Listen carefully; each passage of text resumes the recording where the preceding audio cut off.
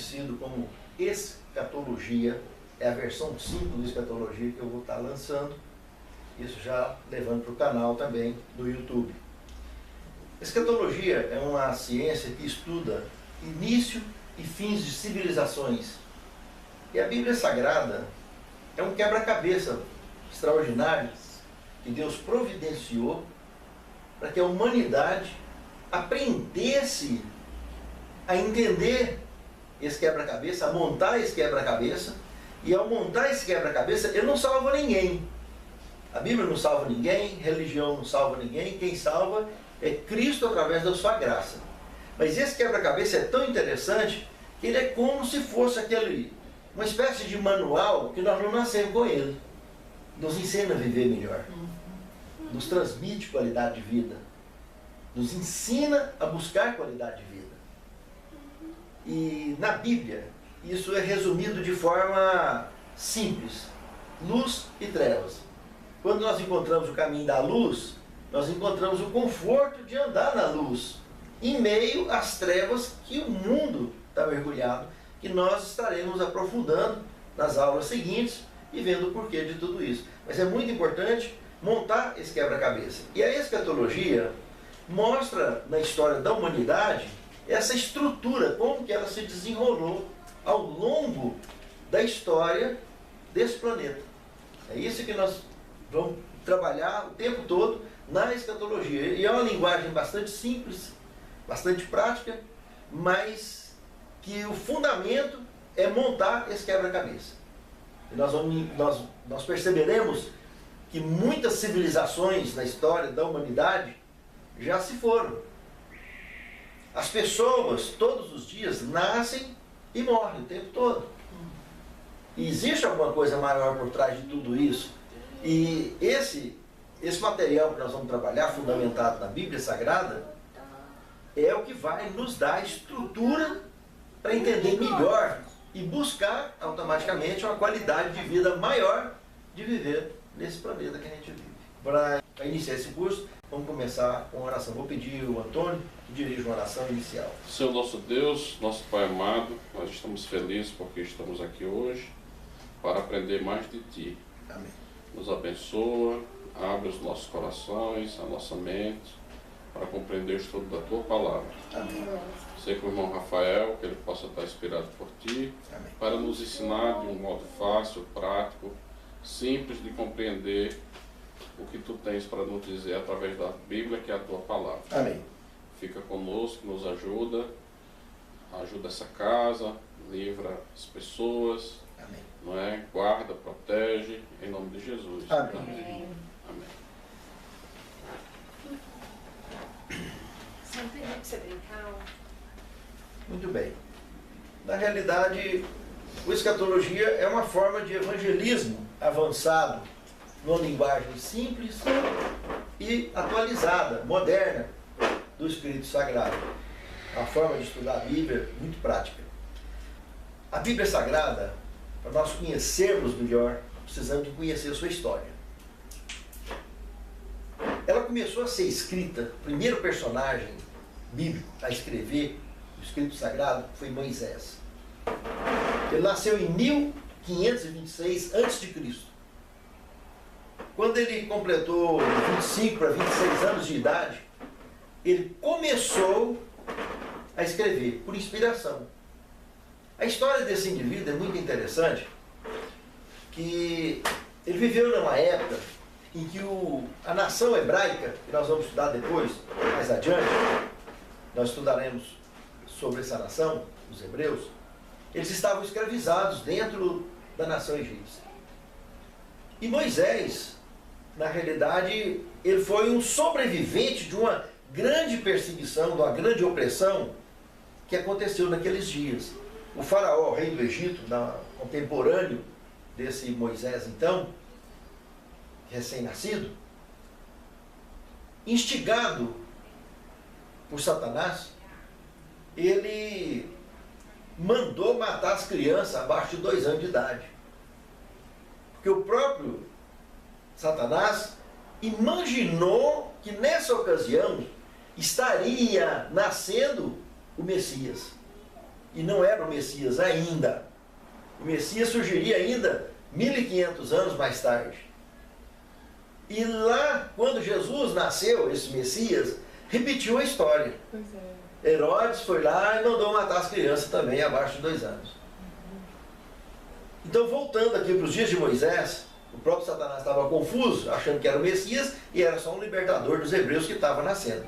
Mandou pegar os recém-nascidos e jogar no Nilo. Quando Moisés, então, foi encontrado pela filha de Faraó, lá na beira do rio, por estratégia, a mãe dele, mas a irmã que já tinha uns 16 anos mais ou menos, chamava Miriam, a mãe chamava Joquebede e o pai chamava Anrão. Eles fizeram um cestinho de junco e colocaram ele dentro. Não tinha como esconder mais o menino. Os guardas estavam entrando em tudo quanto é casa e pegando e matando as crianças. Não tinha perdão, não. Mas Moisés foi protegido, então, dentro desse cestinho, colocado à beira do Nilo, numa posição que a filha de Faraó tomaria banho de sol todos os dias de manhã nesse mesmo local, e Miriam sabia disso. Essa jovenzinha. Falou, vai que dá. E ela pagiou ele a noite inteira lá para a maré não levar, para a marolinha não levar o cestinho para longe. Para quando desse mais ou menos o horário que essa mulher viesse, a filha de Faraó, que ela pudesse então liberar o cestinho para o cestinho, e seguindo pelo vento até chegar ali perto e ver o que ia dar. Mas não deu outra. Quando a menina chegou, junto com as servas dela, viu aquele cestinho e viu a criança, encantou pela criança. Nossa, e ele está com fome, que está chorando, e corre a Miriam, já vem, olha, eu conheço a ama de leite que está derramando leite. Não, então manda chamar. Chamou a própria mãe. E ela foi assalariada para cuidar do menino, amamentar o menino lá dentro, mas viu que estava muito dificultoso para educar esse menino lá dentro, para amamentar e cuidar, etc. Ela foi e pagou a mulher para cuidar dele em casa. Levou ele para casa do próprio Moisés mesmo. Mas ninguém está sabendo então que Joquebede era mãe de sangue de Moisés. E esse moço acabou que tinha cumprido todos os rituais hebraicos, como por exemplo a circuncisão, que mais tarde nós vamos estudar sobre isso. No 8º dia, todo filho homem que nascesse dos hebreus eram circuncidados. Moisés foi circuncidado no 8º dia, normalmente, e foi educado pela mãe, até molequinho, menininho. Depois sim, aí foi recolhido e criado como príncipe hebreu. E ele foi educado em toda a ciência e cultura daquela época. Todo nível de conhecimento mais avançado que se podia ter. Nós estamos falando de uma potência que dominava o mundo naqueles dias, o Egito. E assim Moisés foi educado em todo o conhecimento daquela época. E olha o que aconteceu. Aos 25 anos de idade, para 26 anos mais ou menos, ele recebe inspiração divina e começa a escrever. O primeiro livro que ele escreveu foi o livro de Jó. Esse que nós temos na Bíblia Sagrada. E logo em seguida, ele já estava chegando já aos seus 40 anos de idade, quando ele resolve escrever o livro de Gênesis. Mas aí já tem conhecimento da família hebraica dele. E ele começou a buscar raízes, a fazer busca. E olha que coisa mais interessante. Tanto o livro de Jó, quanto o livro de Gênesis, da Bíblia Sagrada, se a gente for comparar a força de linguagem, as expressões, os tipos de expressões comuns do autor, são idênticas.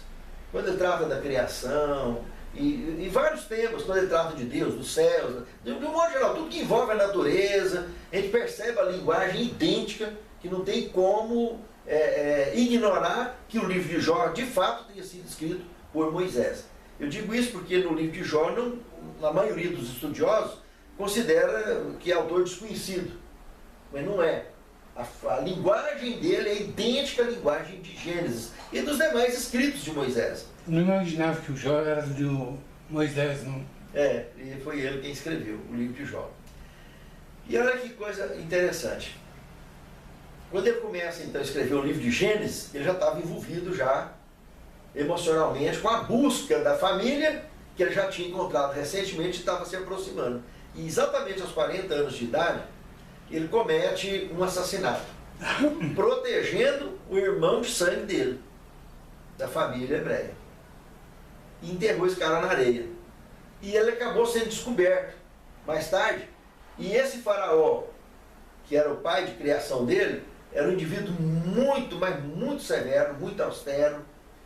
Tanto que mandou matar os meninos de 2 anos. Do nada ele deu um desatino daquele.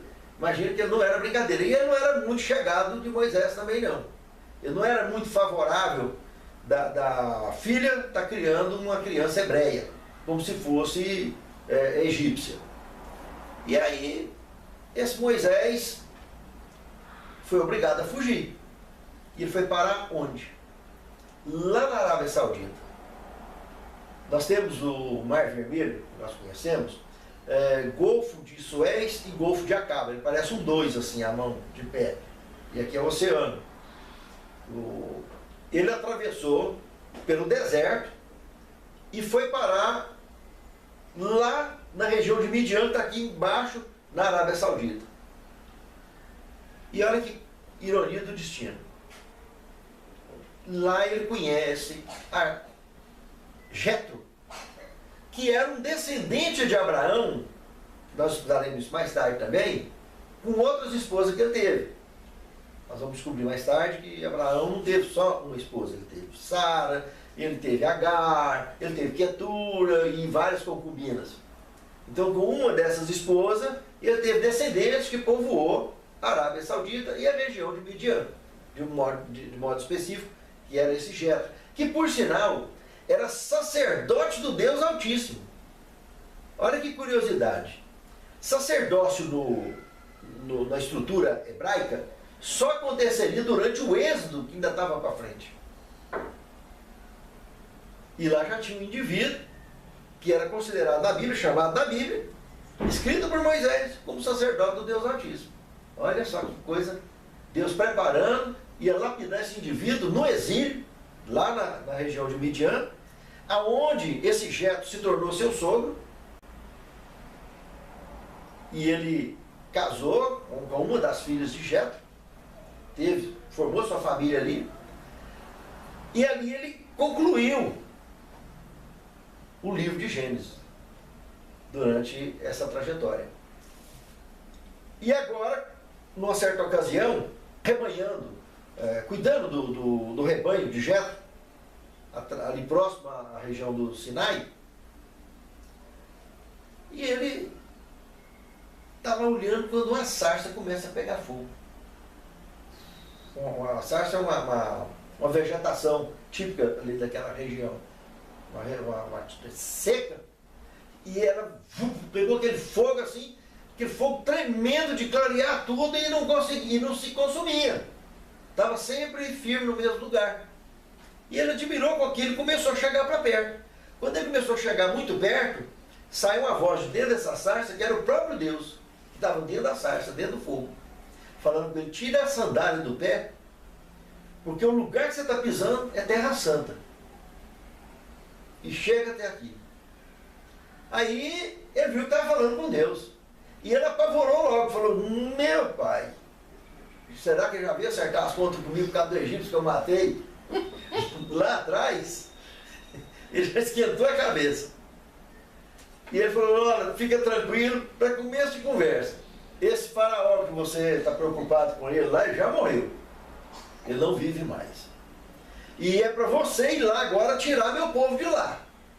Ele falou: meu Deus, e agora? Aí Deus deu uma série de orientações para ele, para que ele pudesse realmente voltar, e ele inclusive pediu que o irmão dele, que era muito bom com as palavras, que era Araão, irmão de sangue, que Deus pudesse autorizar que ele pudesse acompanhar Moisés nessa ida do êxodo até lá. E Deus concordou, e ele foi. Depois nós estaremos estudando mais tarde, mais detalhes sobre essa trajetória dele, o que aconteceu. Mas Moisés volta então, vai lá para o Egito, e lá no Egito acontece então a visitação ao faraó, que era o irmão de criação dele, que era contemporâneo da mesma idade dele aproximadamente, que cresceram juntos. E esse indivíduo foi muito mais ousado e muito mais austero do que o pai. E ele desafiou, Deus sabia que ele ia desafiar ele. E aí foram enviadas então 10 pragas. Na última foi exatamente a execução dos primogênitos, onde aconteceu a Páscoa, que mais tarde nós estaremos estudando sobre isso também. E Moisés então finalmente consegue, a duras penas, né, a liberação para que o povo, depois de 430 anos de escravidão, pudesse seguir pelo deserto em direção a Midian e subir pela Arábia Saudita até chegar na terra de Canaã. Que eles iriam simplesmente reaver aquilo que já pertenceu, que Abraão já tinha comprado, Isaac, Jacó, e pelas crises começaram a descer para o Egito, e quando viu, acabou descendo todo mundo e ficou escravo ali. E outros povos invadiram lá e tomaram a terra, a Palestina, a parte da Palestina onde então era considerado a região de propriedade dos hebreus. E o êxodo, que deveria ter se encerrado com poucos meses de viagem e entrar para dentro e tudo, acabou virando 40 anos. O êxodo aí foi a fuga, né? Foi a viagem, a trajetória deles do Egito até a Terra Prometida. Mas lá chegaria com poucos meses, como chegaram. Só que quando chegou lá, infelizmente o exercício da fé exercida por essa população de egípcios, que na realidade eram todos egípcios, não tinha ninguém que não era de origem não egípcia, todos nasceram no Egito, inclusive Moisés, mas de religião judaica. E egípcios que não eram da religião judaica, ao assistir à estrutura das pragas, se renderam à religião judaica, se converteram e saíram junto com os hebreus. Então foi uma história muito interessante. Inicialmente foi uma população de aproximadamente 1.600 pessoas que saiu do Egito, indo em direção à Terra Prometida. Quando eles chegaram na Terra Prometida, ao final de 40 anos, eles já estavam em número aproximadamente de 2 milhões e 400. A peregrinar por 40 anos, ao invés de pouco tempo, com menos de um ano eles poderiam estar estabelecidos na terra deles de novo, foi exatamente a apostasia, a falta de fé, a falta de agregação, a falta de interatividade com Deus. Começaram a praticar, a abandonar a fé, a murmurar, a ter problemas. De cara, quando chegaram lá, na Terra Prometida, com poucos meses eles estavam lá, Deus falou que era para chegar e invadir.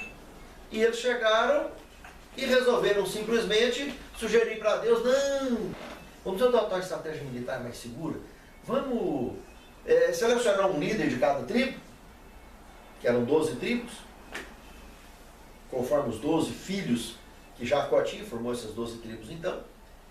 E aí eles vão lá espiar a terra e tal, e Deus acabou concordando. Só que essa aí foi uma zica total, porque entrou os 12, e quando eles entraram lá dentro, eles perceberam que lá moravam gigantes, indivíduos com 4 metros de altura, 3,80 metros.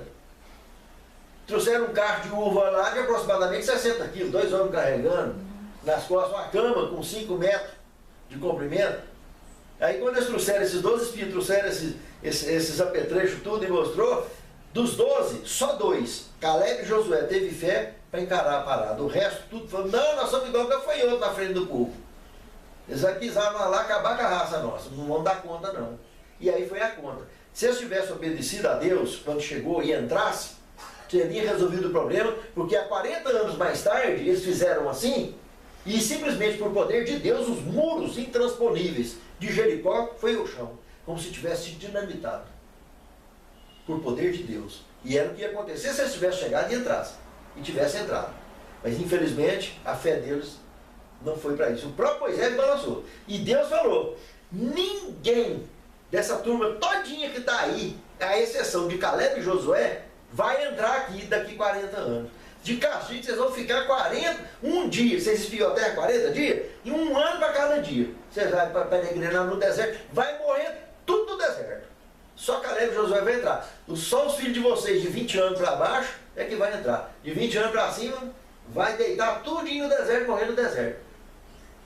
E aí vocês têm, é o tempo que vocês vão ter para vocês rever a situação, entender, refletir, saber quem que é Deus, que eu não sou brincadeira. Eu não sou brinquedo de vocês. Eu sou o criador de vocês, o mantenedor de vocês e garantindo para vocês a salvação de vocês. E vocês estão brincando comigo e murmurando contra mim o tempo todo, me trazendo problema. Então, vamos tentar fazer isso aí para ver se melhora a situação.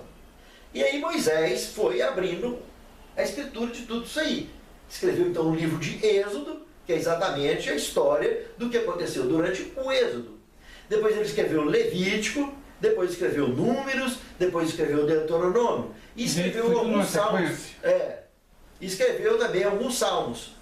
Então, ele foi juntando esse documentário todo, entendeu?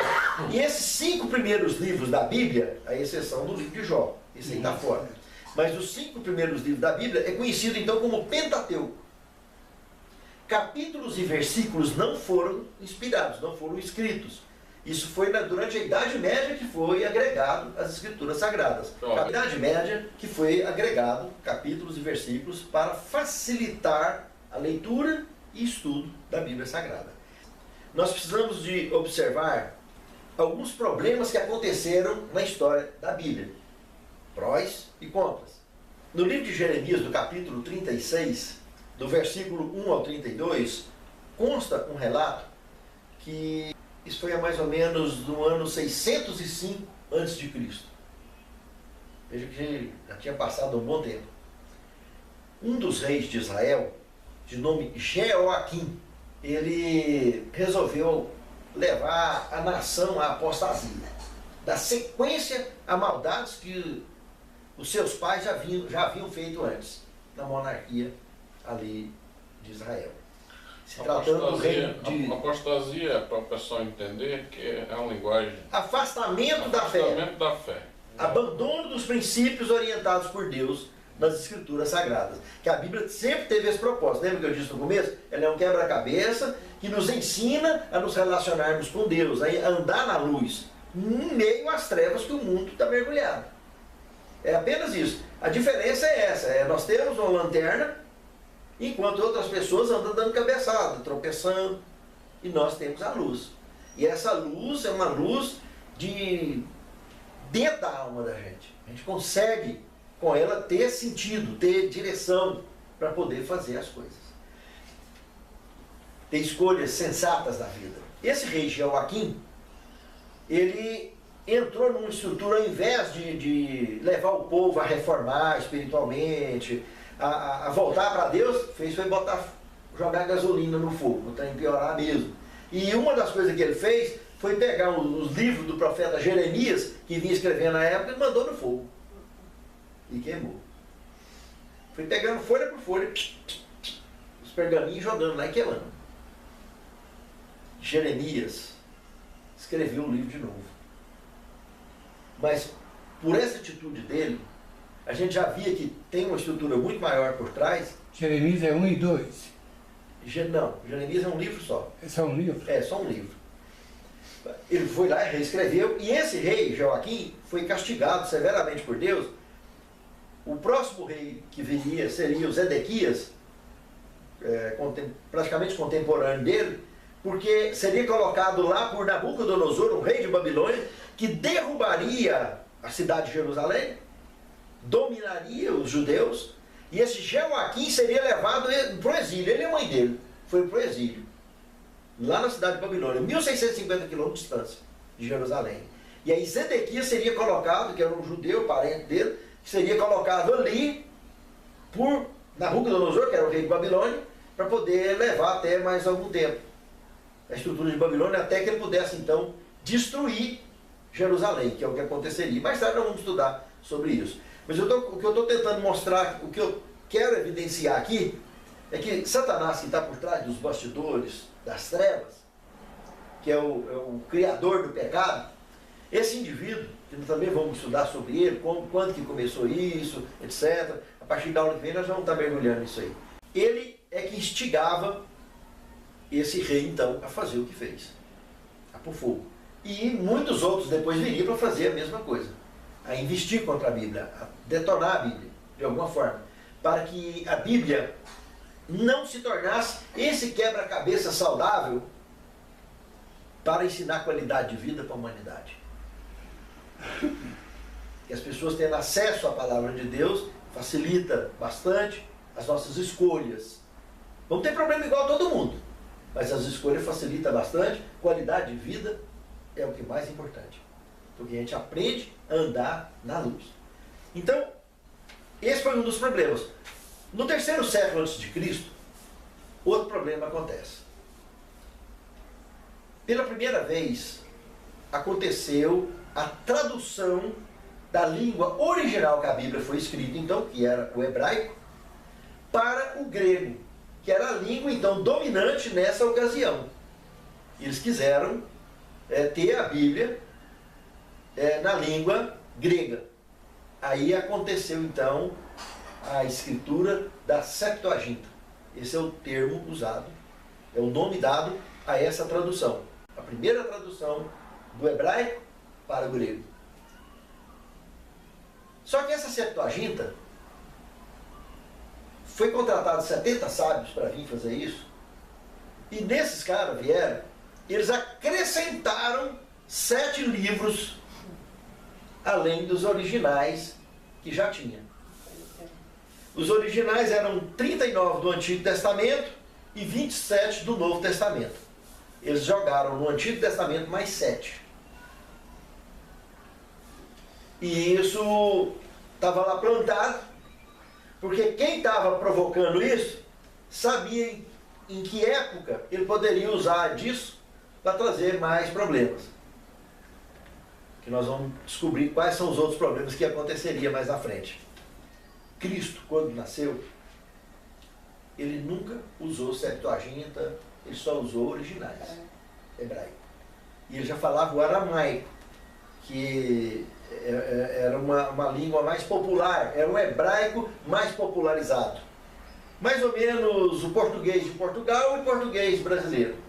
Mais ou menos isso, a diferença é pequena, não é tão grande. E ele usava os originais. Naquela época era comum qualquer estudioso conseguir trabalhar com essas duas línguas com facilidade. E a população, de um modo geral, da região do Oriente Médio, tem até hoje muita facilidade com idiomas diferentes. Aprendem com mais facilidade. A gente já está no código genético daquela civilização ali, conseguir fazer isso.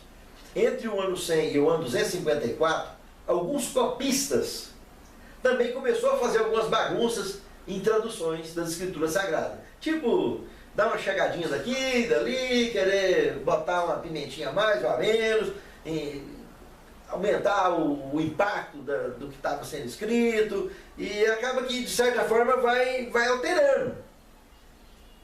E aí acontece, do ano 303 ao ano 313, o imperador Diocleciano declarou intolerância religiosa contra os cristãos. E já estava ali em plena vida a igreja cristã primitiva.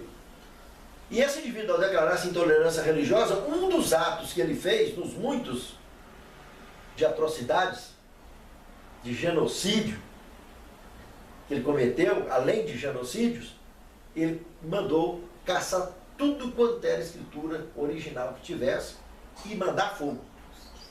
Exterminar com qualquer escrita original. Aí olha onde que a Septuaginta ia funcionar. Lá de trás, o problema lá de trás. E os copistas que fizeram aquelas alteraçãozinhas daqui e dali, o que ia sobrar? Cópia de cópia. Porque originais, que daquela época só sobrou um único livro que foi encontrado lá por ocasião da Segunda Guerra Mundial, nos manuscritos do Mar Morto, que foi justamente o de Mateus, que está lá em Cesareia, no museu. Mas o resto original evaporou.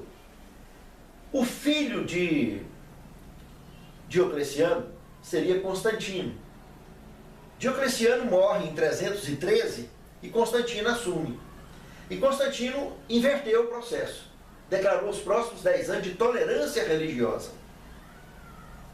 E ainda fez um negócio muito interessante, que ele pediu o bispo na época, chamado Eusébio, que ele fizesse um ajuntamento de todas as cópias que ele conseguisse, traduzindo para o latim e dando nome nessa tradução, dessa formatação nova de Bíblia, como Vulgata Latina. Constantino foi quem tomou essa providência. Então, a Vulgata Latina foi desenvolvida nessa ocasião. Em 380, já bem para frente, aparece o tal de Jerônimo. O bispo de Roma, que ainda era chamado como bispo de Roma, ainda não era chamado como Papa. Papa apareceu na igreja em 25 de dezembro de 425. A gente vai estudar isso mais tarde também, vai conhecer essa história também, como que surgiu, etc. Então, antes era conhecido como bispo de Roma. Damaso pede que Jerônimo, que era um historiador muito consagrado, um homem extremamente religioso, fizesse também algumas alterações. E ele ficou indignado com aquilo. Uma das alterações que ele fez foi traduzir o nome de Jesus, que Jesus não é grego, para ter nome grego. Jesus Cristo é um nome grego e não nome hebreu. O nome hebreu dele é Yehoshua Mashiach. Esse é o nome original que está lá na Septuaginta e vem nos originais. Jesus Cristo é a tradução do nome Yehoshua Mashiach para o grego. Dentro da gramática, não se faz tradução de nome próprio. Se eu me chamo Rafael aqui, se eu for para os Estados Unidos, mesmo eu sabendo que lá tem o Ralph, que nasce lá, é chamado de Ralph, que é o meu xará, em inglês, mas eu vou ser chamado de Rafael, porque eu nasci no Brasil. Em qualquer lugar do mundo onde eu for, o meu nome não será traduzido. O meu nome pode ser transliterado. O que é transliterado? É pegar as letras do alfabeto de outra língua, de outro idioma, para poder pronunciar o meu nome, Rafael. Escrever meu nome e pronunciar Rafael. Mas não vai escrever R-A-F-A-E-L, como brasileiro. Não vai escrever com as letras daquele outro idioma. A pessoa escreve, ela ouve aquilo e escreve na letra dele. Isso é transliterar. Então, transliteração é correto, de nome próprio. Mas tradução, não. Mas isso não é problema. Nunca foi problema. Porque, na realidade, tem gente que fundou religião por causa disso. Você acredita nisso? Por causa do nome de Jesus, que na Bíblia devia estar aí Yehoshua Mashiach e está Jesus Cristo. Isso não tem nada a ver. Até 2000 anos antes de Cristo, Gênesis capítulo 11, verso 1, está dizendo assim, ó, que até ali se falou uma só língua em todo o mundo, o universo inteiro. É a língua original da raça pura. Deus não criou raça caída. Deus criou raça pura para viver eternamente. Deus não criou nada para morrer.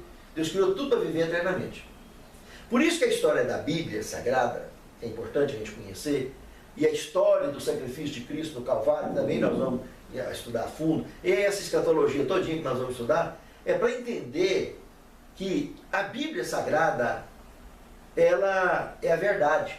Ela contém a verdade. E conhecereis a verdade vos libertará. Isso são palavras de Cristo. Então, esse problema que Damaso pediu que Jerônimo infiltrasse nas Escrituras Sagradas, fazendo essa alteração, dentre outras, apenas ele cometeu esse desatino ordenado por Damaso, mas ele usou uma estratégia fantástica. Todo tipo de alteração que houve, de acréscimo que eles quiseram que colocasse, ele foi lá e colocou entre paredes ou entre colchetes. A estratégia que ele adotou. Então, quando a gente está lendo a Bíblia, ou estudando a Bíblia, se você vê alguma coisa entre paredes ou entre colchetes, que tem muita coisa, pula, pode pular. Ali pode até ter fundamento, mas não foi escrito. É isso que tem que ficar claro. Tudo na Bíblia que está entre colchetes ou entre parênteses não foi inspirado, não foi escrito, foi acrescentado. Não veio do original. Não veio do original. Para um entendimento melhor, né? Hã? É para um entendimento melhor. Exatamente. Então, Jerônimo teve essa estratégia muito inteligente na época e, de certa forma, protegeu as, então, alterações que tanto os antigos já tinham feito, como nos dias dele. Então, isso foi em cima, isso que nós estamos trabalhando, está em cima da Vulgata Latina, que é o que sobrou, que é cópias de cópias, que é dela que nós temos a Bíblia que nós temos hoje. Voltando só ao comentário lá do idioma, que as pessoas fizeram até religião, fundaram religião em cima disso. Aliás, a má interpretação da Bíblia, ou o ser humano querer interpretar a Bíblia do jeito que acha que está certo, é a razão e o motivo de ter tanta religião que tem hoje. E a Bíblia, ela se interpreta, ela não aceita interpretação de fora. Vou citar um exemplo.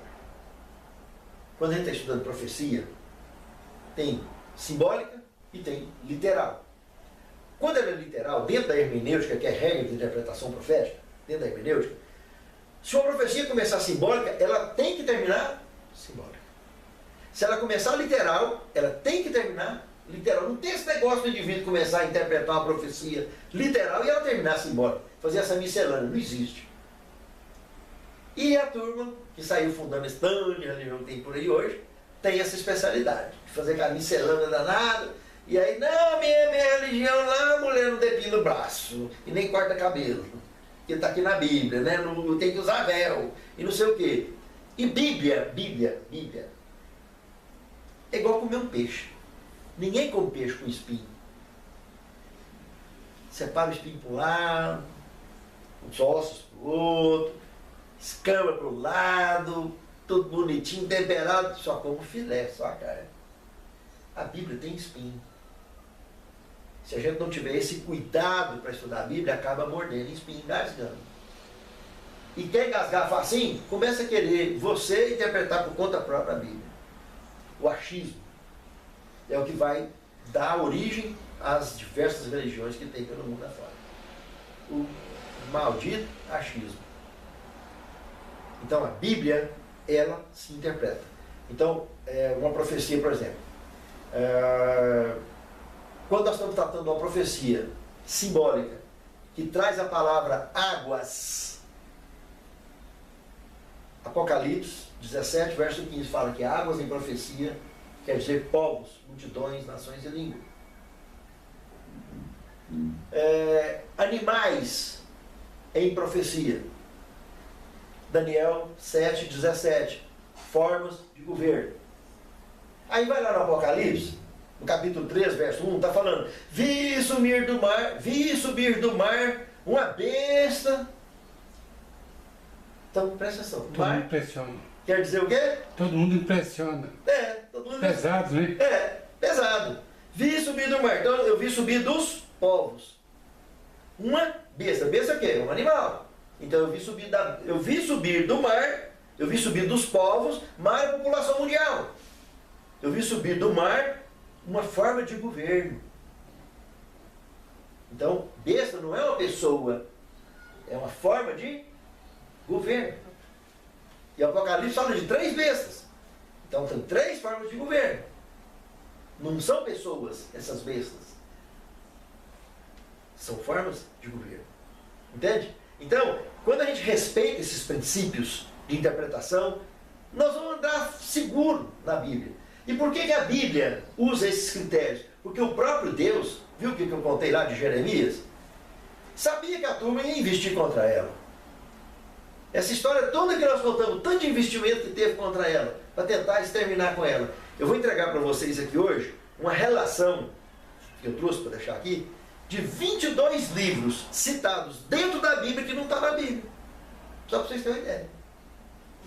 22 livros, está aí nessas relações aí. Ó. Eu vou deixar com vocês aqui. Para vocês, depois vocês pegam, abrem, vai lá e confere nas Bíblias de vocês. Está citado dentro das Bíblias aí de vocês, esses livros, como o livro de Enoque, o livro do Reto e outros mais, muitos, 22. E que não constam esses livros na Bíblia. Mas o que sobrou de Bíblia para nós, dos livros que tem, é suficiente. Sabe por quê? Porque ela é a palavra de quem? de Deus. Jesus deixou bem claro: Pai, santifica-os na tua palavra, porque a tua palavra é a verdade. Então, a palavra de Deus, do jeito que ela está, que a palavra escrita é a palavra de Deus. Aí Deus vai nos guiar quando nós buscamos em oração, como nós começamos aqui, a orientação dele para estudar a Bíblia. Ele nos dirige através da palavra escrita. Aí, quando a gente vai se tornando íntimo desse Deus maravilhoso e íntimo dessa palavra, ele começa a apresentar para nós a palavra viva. O que é a palavra viva? Você vai ali, você assiste um sermão, ou a aula que você está assistindo aqui, e você começa lá dentro da sua cabeça a ter flecha de fogo. Específica, como se o Espírito Santo, que conhece a intimidade de cada um da gente, começa a trazer recado na carapuça pessoal de cada um. E começa a fazer mudança em nós. A gente começa a abrir o olho, abrir os olhos da fé. Começa a perceber que, de fato, o mundo que a gente vive nele é escuro, mas que a fé é a luz, para a gente trilhar com escolhas mais seguras, mais sensatas, e conseguir ser pessoas melhores do que nós já fomos até hoje. Não vamos ser perfeitos, mas vamos melhorar muito. E não importa a nossa idade, essa experiência é tão interessante que a Bíblia chama ela de conversão. Conversão não é sair de uma religião e entrar para outra, sair de uma igreja e entrar para outra. Conversão é deixar um caminho que a gente achava que era certo e muda de caminho. Muda as escolhas, muda a forma de ver, a forma de pensar, a forma de interagir com as pessoas, a forma de interagir com Deus. A grande chave que rompe esses problemas todos que nós apresentamos da história da Bíblia Sagrada, a primeira delas, que é João 8:32, ele comenta: conhecereis a verdade vos libertará. O que é que Jesus estava querendo dizer? Tanto para os seus discípulos, como para as pessoas do seu tempo, como para nós que estamos aqui hoje estudando a mesma coisa.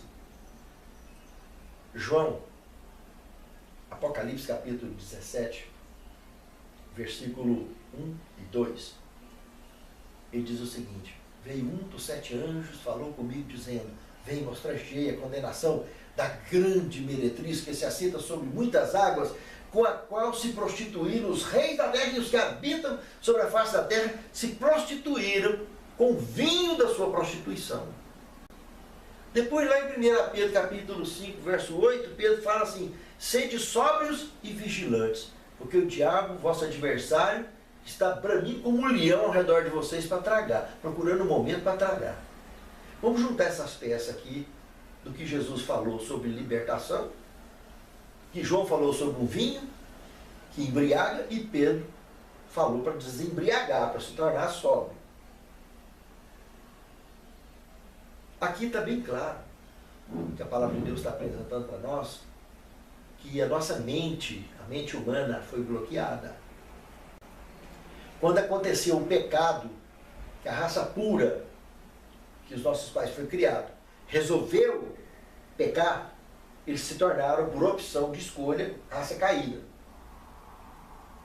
E esses indivíduos da raça caída, ao se interagirem com Deus, aprenderam que precisariam se tornar povo de Deus ou raça eleita para um dia poder voltar a ser raça pura em Cristo. O projeto do plano da redenção, que nós vamos estudar também aqui, do Calvário, do que aconteceu, de Cristo morrer por nós vamos entender isso aí, que ele morreu para pagar o preço, para resgatar a gente, para dar a condição da gente voltar a ser raça pura de novo. Lembra que lá no começo eu comentei, tem gente nascendo, gente morrendo toda hora, e tem coisa muito maior por trás de tudo isso? E quem que explica como que surge uma criança no útero? Como que explica uma pessoa simplesmente estar aqui respirando e agora vai para debaixo da terra, vai desmanchar? Se a gente pudesse olhar por trás dos bastidores, eu imagino que seria como chegar, quando a gente está chegando de longe, dirigindo em direção à cidade, quando a cidade aparece assim, fica aquelas luzinhas piscando assim, aquilo é luz acendendo e apagando. Tem gente nascendo e gente morrendo toda hora. E nós estamos no meio dessa confusão aí toda. A maior certeza que nós mortais temos é essa, é a morte. É a única. É a única, essa é a absoluta. Agora, o que nós estamos estudando aqui é para entender que nós temos condição de romper isso aí e ser bem sucedido. E o segredo é exatamente voltar a ser raça pura. E isso é ser salvo. Só que para chegar na raça pura, eu tenho que primeiro me tornar raça eleita. E o que é raça eleita? Convertido. O que é convertido? É são da igreja? Não. O que eu disse que é convertido? Mudar o caminho. Mudar de vida. Jesus passou um tempão conversando com Nicodemos, um mestre da época dele, está relatado no Evangelho de João, no capítulo 3, e encerrou o assunto com ele, falando, Nicodemos, você sabe o que é o problema da humanidade? É que as pessoas têm prazer em ficar nas trevas. Elas não querem sair das trevas para vir para a luz. Mas por que elas têm prazer em ficar nas trevas? Aí volta aquela chave dos três textos que nós estudamos agora mesmo, o travamento. A embriaguez do vinho babilônico. O vinho babilônico, essa meretriz, mulher em profecia, na linguagem simbólica, é igreja. E pela Bíblia Sagrada tem só duas igrejas. Uma pura, que é o que obedece o caminho, e uma imunda. Junta tudo num saco só. Chamando de meretriz, Apocalipse 17. Apocalipse 12 é a mulher pura. Apocalipse 17 é a mulher imunda. Pronto. E essa mulher imunda tem esse vinho, que embriaga até os da igreja pura também. Porque dentro da igreja pura está cheio de gente perdida. Entende? Ela é pura pela estrutura bíblica, mas não é pura pela presença das pessoas lá dentro. As pessoas são podres. Todas as religiões estão cheias de gente podre. Tem gente salva e tem gente perdida em todas elas. A questão é, mudou de caminho? Mudou de vida? Está andando à luz? Está com Deus? Então se anda é uma coisa, se não anda é outra.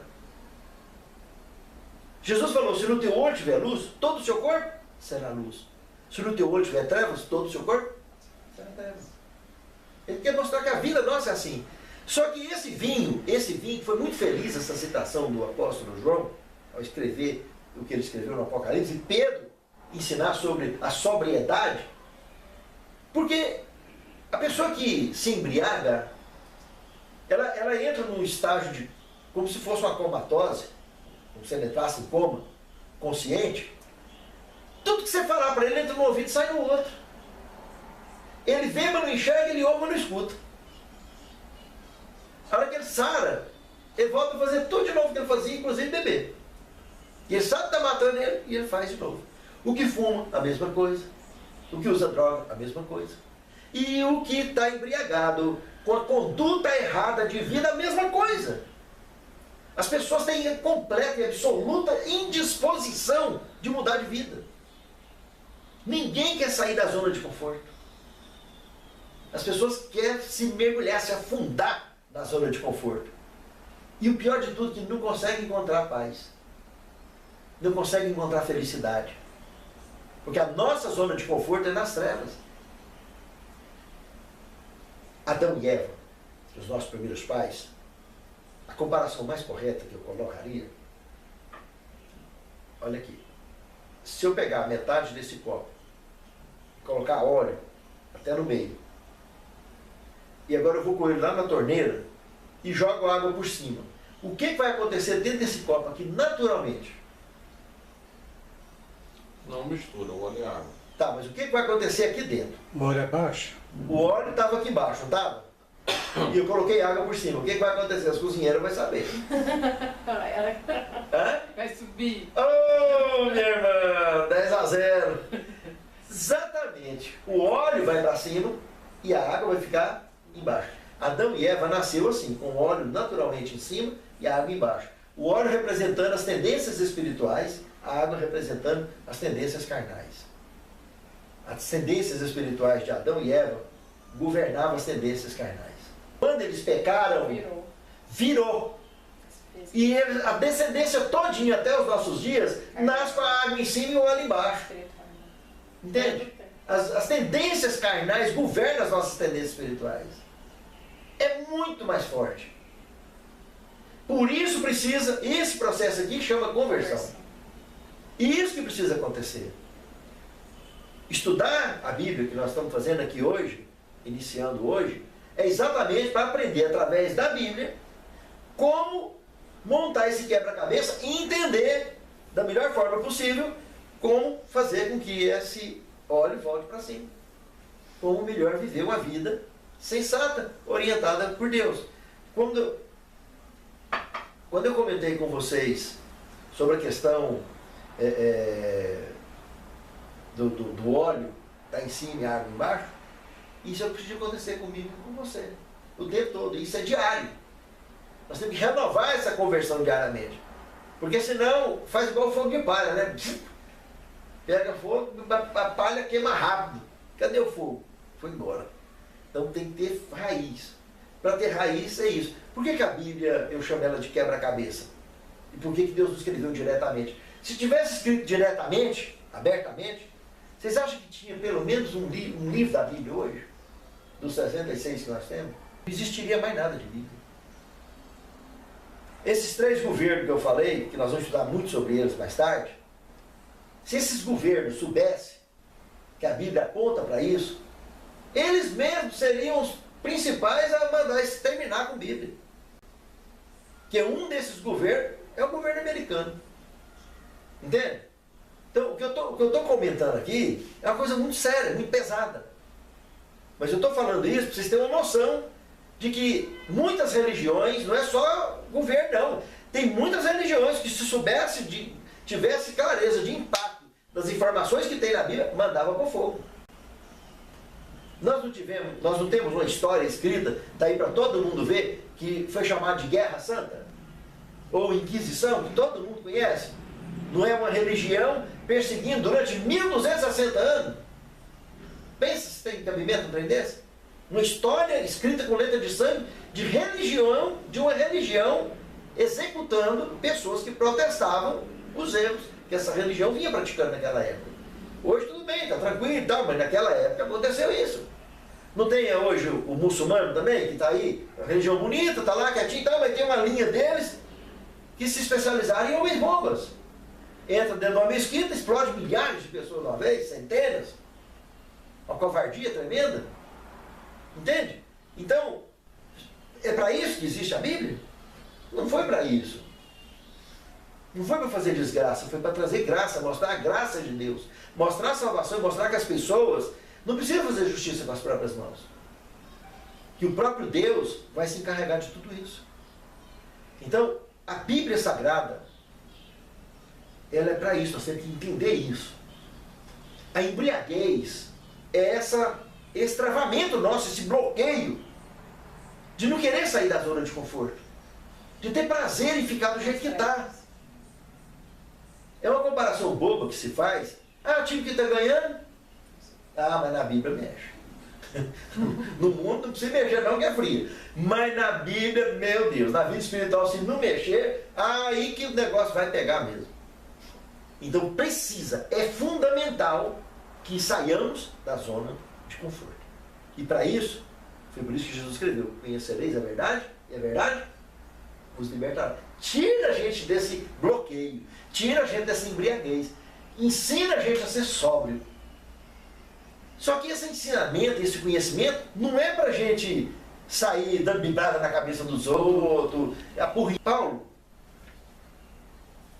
nas suas instruções sobre isso, ele comentou o seguinte: aos infantes dai leite, e aos adultos comida sólida. Não adianta você chegar, vocês, por exemplo, estão aqui estudando escatologia, diria que escatologia é a elite da Bíblia. Uma linguagem simples, objetiva e de impacto muito forte. Vocês vão ver que cada aula que vocês pegar é um mergulho mais profundo, é eletrizante. E a vontade que a gente tem é de quando chega nas pessoas que está totalmente alheio, ou estava como estavam vocês antes de começar essas aulas, e ele tem vontade de chegar ali e colocar tudo na cabeça dele. A vontade de dar é essa, por causa da empolgação que a gente fica. Mas não pode fazer isso. Tem que dar o leitinho. Porque se pegar uma criancinha e colocar comida sólida na boca dela, zica completa. Dá um problemão danado. atrapalha a vidinha dela todinha. Agora, se for no leitinho, vai engrossando a papinha devagarzinho até poder comer comida sólida. E é o que nós estamos fazendo aqui. Entendeu? Esse estudo, a primeira aula de escatologia, já é uma papa bem grossa já. Só que é por causa da forma de linguagem dela, da escatologia, ele não tem condição de trabalhar essa forma de impacto, que não é tão absurdo assim. E consegue mergulhar e já vê coisa que às vezes a gente nunca ouviu falar. Igual a questão do nome Jesus Cristo, que é tão comum, né? Parece que é tão simples, mas esse não é o nome dele. Essa é a tradução do nome dele. O nome dele é outro. É hebraico, ele era hebreu, ele não era grego. Né? E jamais um hebreu ia colocar, um judeu ia colocar um nome grego no filho. Ainda mais se tratando do caso do nosso Messias. Tá? Mas Jesus não se importa com isso. Só esclarecendo mais um outro detalhe, comentei que pessoas fizeram religião por causa disso, inclusive. Citei aquele texto de Gênesis lá atrás, capítulo 11, verso 1, língua universal. Essa língua universal ninguém fala ela no planeta Terra mais, começa por aí. E Jesus, um belo dia, conversando com os apóstolos aqui, aparecem os gregos lá que queriam participar do bate-papo. E aí Jesus concede que eles entrassem. Eles foram em Filipe, que era um dos apóstolos. Filipe falou, não, pode trazer eles. E Jesus continuou pregando, ensinando. E aí, numa certa altura do campeonato, o pai começa a conversar com Jesus nesse idioma universal. Aí divide aqueles ouvintes em dois grupos.